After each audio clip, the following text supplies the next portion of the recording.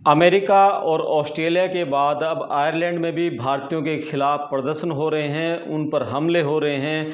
अपने देश वापस जाओ, गो बैक होम के नारे लगाए जा रहे हैं। आखिर पूरे देश में इंडियंस, भारतीय लोग निशाने पर क्यों हैं?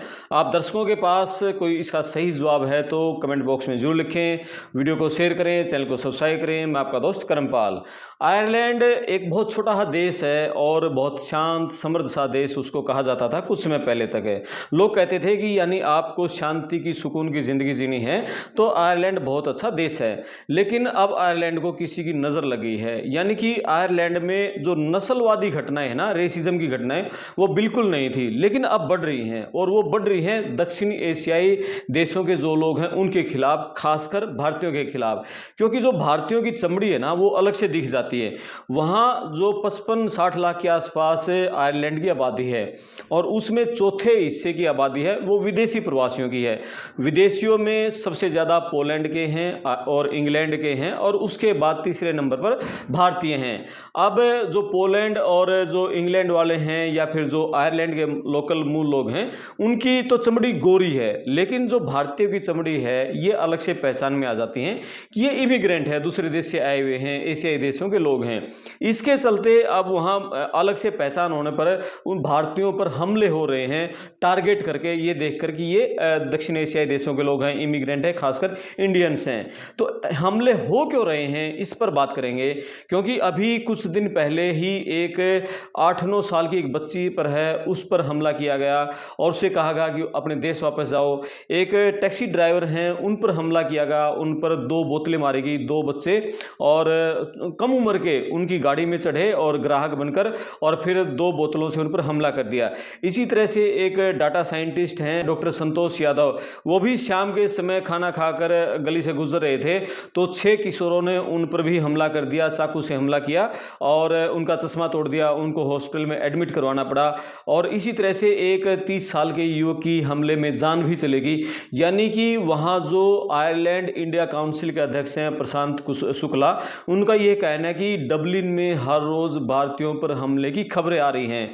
हालात इतने बिगड़ गए हैं कि जो भारतीय दूतावास है डबलिन में, उसको यानी गाइडलाइन जारी करनी पड़ी है कि जो इंडियंस हैं आयरलैंड में रहते हैं बड़े संभल कर रहें, सचेत होकर रहें और शाम के समय बाहर न निकले, सुनसान इलाकों में अकेले न जाएं। यानी इस तरह के हालात बिगड़ गए हैं। Yes, there have been several cases of violence against Indian nationals in Ireland. You would have seen several of these reports. We have strongly taken up this matter with the Irish authorities in Dublin as well as with the embassy here.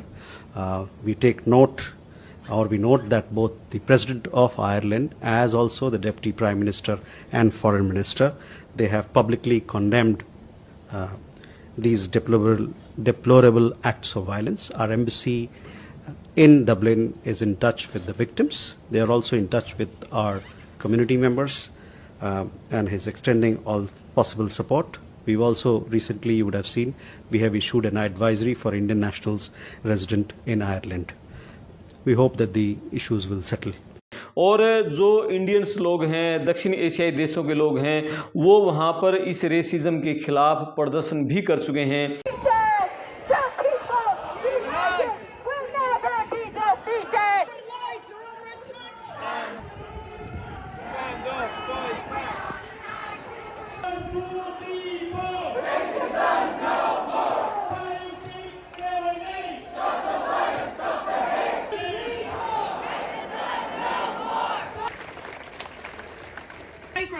And send them off on the plane. What? लेकिन गुस्सा और नाराज़गी इस बात को लेकर है कि अभी तक पुलिस ने कोई कार्रवाई नहीं की है। एक ग्रुप है जो इस तरह की नस्लवादी जो घटनाएं हैं उनको बढ़ावा दे रहा है और इसका मूल कारण बल्कि ये है कि वहाँ की जो सरकार है वो सरकार अपनी जिम्मेदारियों को निभाने में पूरी तरह से फेल रही है। दक्षिणपंथी सरकार वहाँ भी सत्ता में है और वहाँ हालात क्या हैं अभी आयरलैंड में? एक तो महंगाई बहुत ज़्यादा बढ़ गई है, एक बेरोजगारी बढ़ गई है, एक जो मकानों का संकट है ना वो बढ़ गया है, मकान महंगे हो गए हैं, किराया बहुत महंगा हो गया है, 11% से ज़्यादा किराए में बढ़ोतरी हुई है। इसके चलते वहाँ के लोग परेशान हैं। तो वहाँ जो दक्षिणपंथी सरकार है उसने ये कह दिया है कि ये जो तीनों चीज़ें बढ़ी है ना, महंगाई, बेरोजगारी और किराया, जो घर मकानों का संकट है, जो प्रवासी लोग हैं, इमिग्रेंट्स हैं, इसके कारण बढ़ी है। तो इसके चलते जो नस्लवादी ग्रुप हैं वो जो सोशल मीडिया पर भी इसी नस्लवादी जो भड़काने वाली पोस्ट हैं वो लगातार शेयर की जा रही हैं इंडियंस के खिलाफ, तो उनको और ताकत मिल गई है। अभी सरकार भी ये कह रही है कि इन लोगों के कारण, हालांकि सरकार ने डायरेक्ट नहीं कहा है, इनडायरेक्ट रूप से सरकार ने कह दिया कि ये जो प्रवासी लोग हैं इनके कारण बढ़ी है। अब लोग ये कह रहे हैं कि वो गो बैक होम, कहीं भी 10-20 लोगों का समूह इकट्ठा होता है और दक्षिण एशियाई देशों के लोग हैं, इंडियंस हैं, कहीं मिल जाते हैं तो उनके खिलाफ इससे नारेबाजी करने लग जाते हैं, और कोई अकेला कमजोर सा दिखता है तो उस पर हमला भी कर देते हैं। जैसे कि 30 साल के एक युवक पर सड़क पर हमला कर दिया गया, उसको चाकू मारे गए, उसकी मौत भी हो गई। इसी तरह से एक डॉक्टर जो संतोष यादव हैं, डाटा साइंटिस्ट है, उन पर हमला किया गया। तो ये हालात यानी कि बिगड़ रहे हैं। अब जो वहाँ की जो मैंने बताया कि जो 55-60 लाख आबादी है, उस आबादी में लगभग 55-60 हज़ार जो इंडियंस हैं, वो इंडियन जो आईटी सेक्टर है और फार्मा सेक्टर है, एजुकेशन सेक्टर है, हेल्थ सेक्टर है, उसमें बहुत अच्छा काम कर रहे हैं और बहुत अच्छे पदों पर हैं।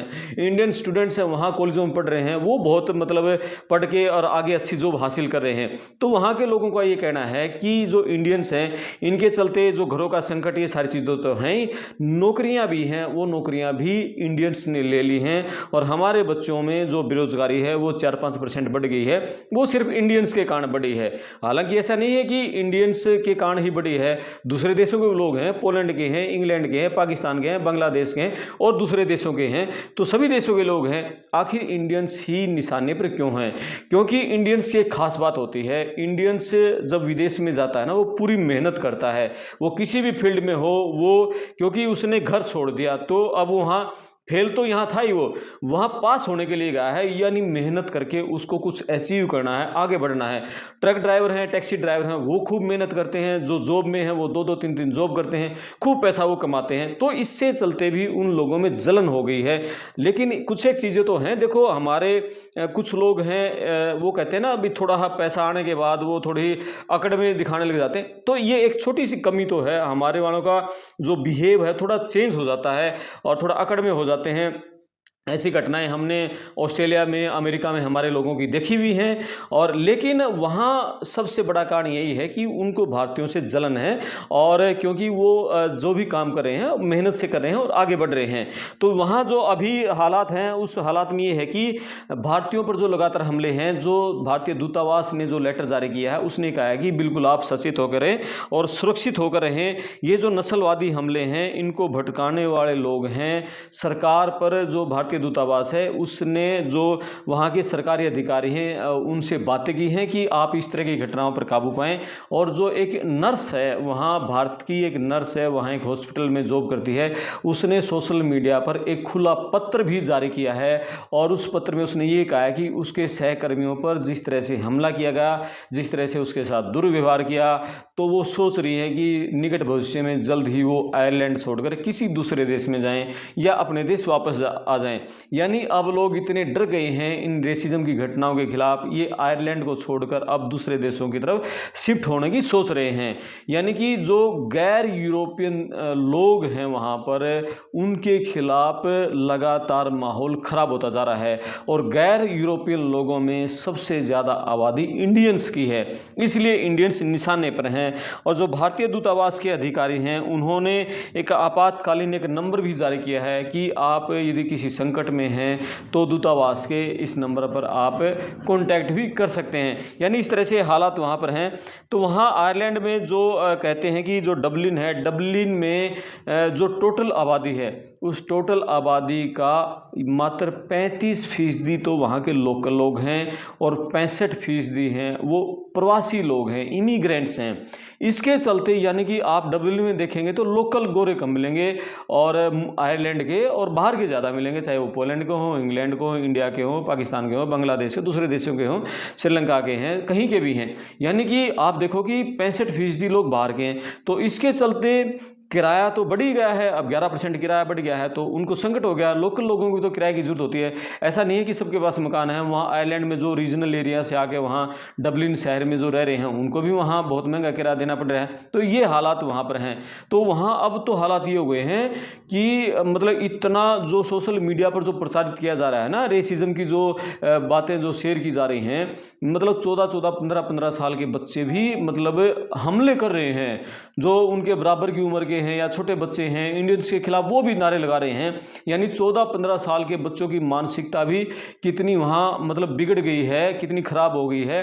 वो भी इंडियंस को, हमारे जैसी चमड़ी वाले लोगों को देख के, ब्राउन चमड़ी वालों को देख के कह रहे हैं कि गो back home, go back home, इस तरह के नारे लगाए जा रहे हैं। एक सरदार जी एक पार्क में टहल रहे थे, तो एक महिला उनके पीछे पड़ गई, go back home, go back home, go back home, why are you doing here, why are you doing here, मतलब आप यहाँ क्या कर रहे हो, अपने देश वापस आओ, देश वापस आओ। इस तरह के हालात पैदा हो रहे हैं। यानी कि ये मुश्किल में है। ये कमी तो वहाँ की सरकारों की है, जो कि अपनी जिम्मेदारियों को सही तरीके से नहीं निभा रही है, और उसने सारी जिम्मेदारी डाल दी है जो कि प्रवासी लोग हैं उनके ऊपर है।